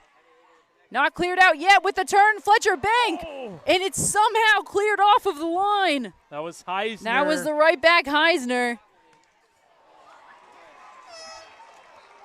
Oh, it certainly looked like Fletcher Bank was going to make it 2-1 Stanford there. Heisner, who we've credited time after time, especially in the second half, for just a huge play to save that off the line. And Pacific very fortunate this match is still level. Absolutely. Fletcher Bank had the goalkeeper beat. He had Moya beat. It was Heisner on the line. A substitute for the Stanford Cardinal, Alex Chow, exiting. Kwabena Kwakwa will enter the game for the remaining 11 minutes. 1-1.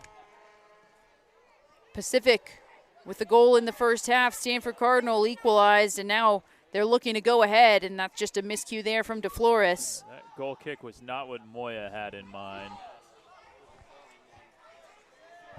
Moya's just going to smother that.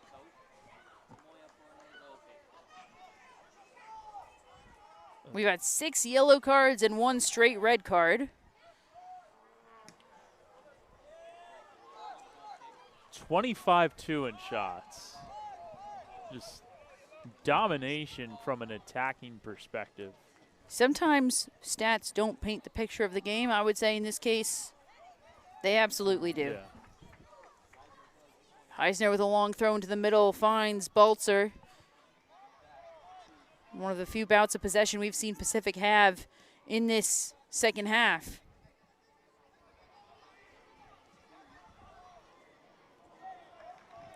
Cleary will win the throw-in for the Cardinal here. 10 minutes to play for the Stanford Cardinal.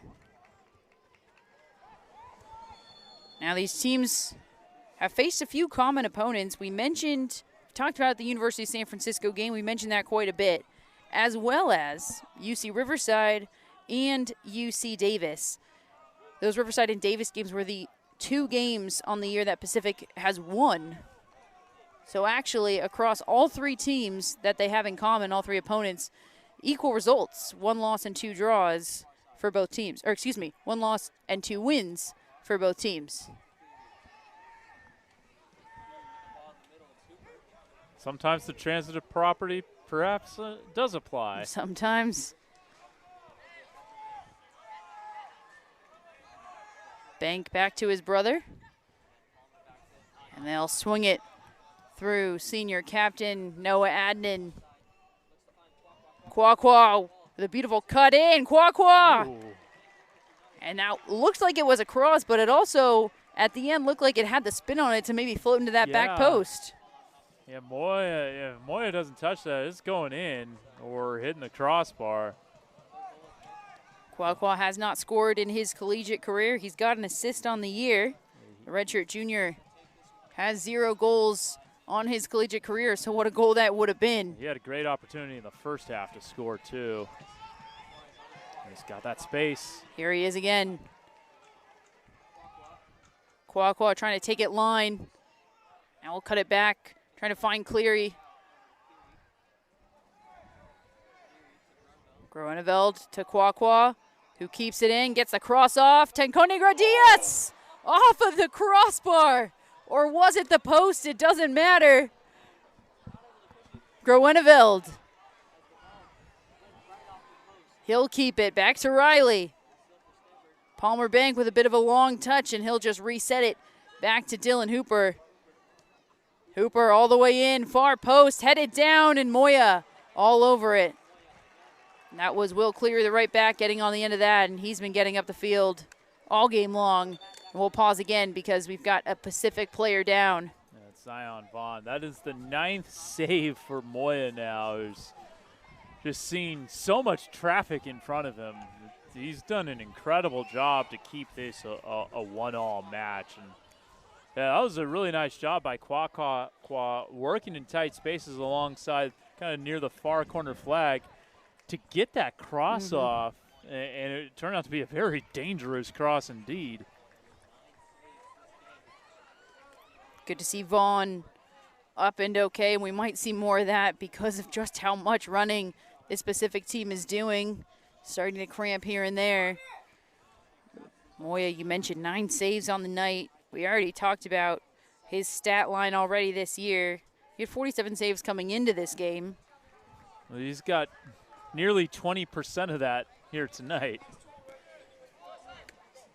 .75 save percentage. Yeah, that's going north. I was going to say tonight's going to help that go up. And a tug in the back. Not called. Perhaps advantage played. It's the only thing I can think of. And here's Fletcher Bank on to Dylan Groeneveld, who's got the goal on the night, his first of his career. And he'll win the corner kick for the Stanford Cardinal, and we'll have one more sub for the Cardinal. It looks like this is Nick White, if I can see that correctly from the other side. Yeah, that's 24. Number 24, Nick White, the graduate student transfer from Harvard. He's seen action in 8 games already this season, hasn't seen a start. And this will be interesting. He comes on for left back Fletcher Bank. Nick White, usually we only see him if Stanford are going to a 5-back. I'd imagine that's not what's happening for the Stanford Cardinal right now, so it'll be interesting to see just how Nick White lines up. You wonder how long Palmer's going to sit, if this is just a quick breather for him, or if he's out for the rest. About 7 minutes left to play. Here's the ball in from Riley inside. Hooper scoops it up, back to Riley, who will put it back in the box now. Again, headed out, and Pacific have all 11 behind the ball. They've got 10 out of 11 in the box right now, and that'll go far post, and it'll be a a goal kick for Pacific. Fletcher Bank gives them the ball back, but we'll pause in this game right now. Moya looks like he needs a little bit of attention. And for Pacific, number 6, Bailey Alamirovic. Well, we also get Alamirovic, number 6, seeing his first action of the game. He'll come in for Vaughn, number 23, who had just previously gone down with a cramp. And Moya looks like he's okay. Just under 7 minutes to play. And taking a look at how Stanford Cardinal are lining up with Nick White. White's going to play up, it looks like just underneath the forwards. He's going to add some attacking elements. Long ball, here's Heisner, who's been everywhere for the Tigers. Now Pacific, high pressing Stanford with 10 men.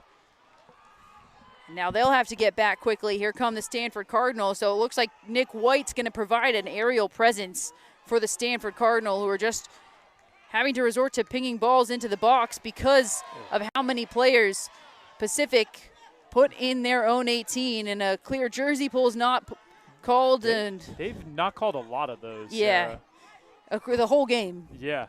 I would say on both sides. Yeah, both sides. Kwakwa into the box. DeFlores rising. He can't get ahead on it. And Riley back to Kwakwa. Here's the cross into the box. Moya smothers it. He went up challenging with Tanconi Gradius. And now looks like there's another wrestling match on the ground. Moya turned on over Tanconi Gradius to make sure that Alfonso didn't try to jar it loose. This is... Oh, you have to give credit to Pacific because 100%. Stanford have been pinging balls into the box the entire half. And the majority of them, Pacific has been the first to that aerial ball. No, it has been an admirable job defending and keeping this one all, especially, they've been playing down a man for 20 minutes now, just about. That red card issued in the 68th minute. All right, so 17 minutes. I would say your quick math was pretty accurate. And it's been 17 minutes of Stanford on the ball. And we'll get another yellow card to the Pacific bench, whether it was issued to a specific player on the bench, unclear so far, but another one issued to the bench. This is footy, Sarah. This has been a lot of fun to watch. Neither team really given an inch. Physical. Obviously, it's been one-way traffic, but very intense match pretty much the whole way through. Well, we said at the top, 33 yellows for Stanford, 36 yellows for Pacific. Coming into this game, we thought it was going to be physical. Did it live up to the hype, Kevin? Oh, indeed. Perhaps just even more so. Just the general testiness of this, just a little extra vinegar in both sides. It's always unexpected when you get a straight red. You expect yellow cards. Yeah. Even a red card that comes from multiple yellows, but a straight red is always something to be discussed. The second straight match Stanford's been involved in that's had a straight red. That's right. And shove in the back called. It'll be Pacific's ball on the ground. They'll take their time with this one. Yeah, this is going to be a real chance. And if they want to send numbers forward, this is their best shot to score in the second half. Absolutely. Might as well try on this set piece. They'll leave a couple back, but a real chance here. Here's the ball in for Pacific. That's a foul. Plenty of players going down. It actually looks like that's Dylan Goroneveld, who already went down once in this game. He's slow to get up. Oh, excuse me, that's Will Riley. We'll have another yellow card issued this time, and it looks like that one is to... I thought it was Heisner. Alamerich, who just entered the game, and he gets a prize for that. I yellow thought card he for was him. pointing at Heisner. Even though Heisner had his back to him, I thought he was pointing it high, but they were kind of both standing in the same spot. That might have been a choose-your-own-adventure foul where could have been either one. Maybe it was. And so it still remains 1-1. 3.5 minutes remain in this game. Stanford Cardinal on the verge now of going 4 games straight without a win. They haven't won since September. September 27th against Virginia on the road. That's right. Here come the Stanford Cardinal. Groeneveld, goal scorer for the day for the Stanford Cardinal, working in the corner. Back to Hooper. Hooper into the middle. Tanconi Gradius. Bank. Somehow. Some way. And once again, who else? Heisner gets his foot on that, and Moya smothers it. Clock continues to roll, and a reminder that when Moya has the ball in his hand, he has 10 seconds to get rid of it. Otherwise, he might be awarded a yellow card. We've seen stranger things happen in this game. Sending it forward. Now Stanford need to go direct. Here's Kwakwa. This is a good reason why Nick White, graduate transfer from Harvard, is in this game. That aerial presence, that height in the middle. The cross-in will fall for a corner kick. Stanford going quickly now. They got no choice with 2 minutes and 20 seconds to go. Pedal to the metal, full steam ahead. Whichever cliche you want to use, it is go time. And the clock does not stop. It's going to stop if there's a foul or an injury, but right now this is a running clock. We do not have injury time. We go right to 90 minutes. Near post, Tanconi Gradius tries to help it on, and we'll go again from the same corner. Riley providing the short option. Fletcher Bank will let Will Riley take this. And that was Bank coming all the way over to take it, because usually the person who takes them on that side is not in the game, and Alex Chow. So Riley will take this. It'll be an out swinger for the Stanford Cardinal. 1.5 minutes left. Into the box, headed on, back post cleared off once again from Heisner. That's his second save, Heisner. He should be noted for that. Riley trying to keep it in, he can't, and now you bet Moya will take his time with this one as the seconds continue to tick down. Might be their last opportunity. Could get one more off, but you know Moya, look, he's going to the other side to plan it down. He's a veteran. He's a senior. He knows what he's doing. 2-year starter at the Division I level. Exactly 60 seconds remaining as he's motioned to take this kick, and he does so. That was 25 seconds just about from the time goal kick, not from the time he tried to set up the kick. 40 seconds remain, and it's Pacific who find themselves on the ball. Heisner. And they'll probably just go to the corner now. And 30 seconds left. Cardinal have to get out of a jam in their own corner. Groeneveld, he's going to have to send this forward. Now he's in a foot race. Cardinal have to go faster than this. Hooper's dispossessed on the sideline. He's tangled up, and we'll have a clock stoppage here. No cards, but a dead ball foul for the Stanford Cardinal. And Hooper's looking like he's trying to go quickly. He needs to just set this up. He goes quickly. There's 20 seconds remaining. Cleary. 10 seconds remaining. They're just going to play this down to the wire. Hooper into the box. Back post. Headed off. Kwakwa back in. Groeneveld headed on. Moya smothers it, and that'll do it. The Stanford Cardinal and Pacific Tigers tie 1-1. What a game, Kevin.